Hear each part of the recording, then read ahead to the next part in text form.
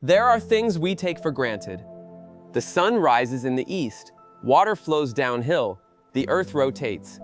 And then there are things we believe we've understood, until satellites begin to see something different.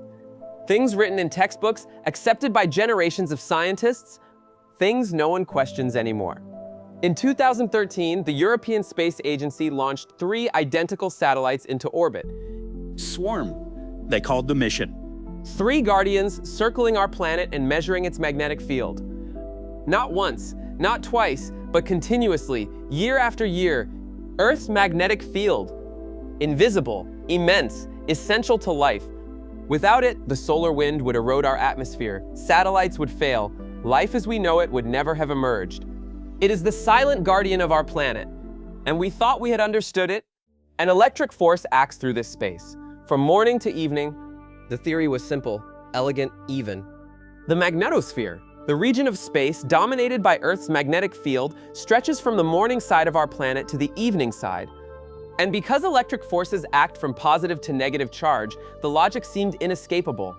The evening side, negative, the morning side had to be positively charged. That's what the textbook said. That's what was taught at universities in Tokyo, London, Cambridge, Boston. That's what generations of physicists believed. But the satellites saw something else. The first hints came quietly, individual measurements that didn't quite fit. But the longer swarm orbited Earth, the clearer a pattern became. Deviations that could be dismissed as measurement errors.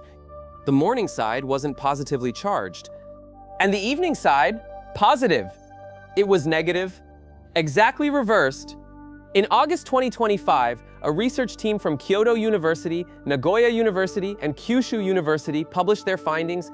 Decades of theory overturned by satellite data. The magnetic field was charged opposite to what we believed. The question was no longer whether the measurements were correct. In the equatorial region, the largest part of the magnetosphere, not everywhere, not always, but where it mattered. The question was, how could this be? And more importantly, why had it taken so long for us to notice? There's a dangerous moment in science. It becomes a fact, a foundation, something you no longer question. The moment when a theory becomes so accepted that it ceases to be a theory. And in that moment, you stop measuring. You stop doubting. Earth's magnetosphere has been intensely studied since the 1960s. You see only what you expect to see. The Van Allen radiation belts, discovered in the magnetopause, the boundary of our magnetic shield, the plasmasphere, the ionosphere, the magnetotail, or believed we did. We mapped the structures, we understood the processes, but there was a problem. Most early measurements came from one side, from one perspective. We measured the electric force, we saw its direction, and we drew the logical conclusion about charge distribution. Yusuke Ebihara of Kyoto University is a man who asks questions. No one questioned the fundamental assumption. No one measured the charge directly. He didn't discard the data. He didn't dismiss it as measurement error. When satellite data began showing the opposite of what theory predicted, he didn't do what many would have done. Instead, he built a model, MHD as physicists call it, magnohydrodynamics, the mathematics that describes how charged particles behave in magnetic fields, how plasma flows, how electric fields build up, how forces act. These are complex equations requiring supercomputers, simulations that run for days or weeks, but if you do it right, you can recreate the magnetosphere. You can simulate the solar wind pressing against our magnetic shield. You can see what happens. And what Ebihara saw changed everything. The simulation confirmed what the satellites showed: negative charge on the morning side, positive on the evening side. In the polar regions, everything remained as the old theory predicted, but not everywhere. Positive in the morning, negative in the evening. Only in the equatorial region, over a vast area, was the polarity reversed.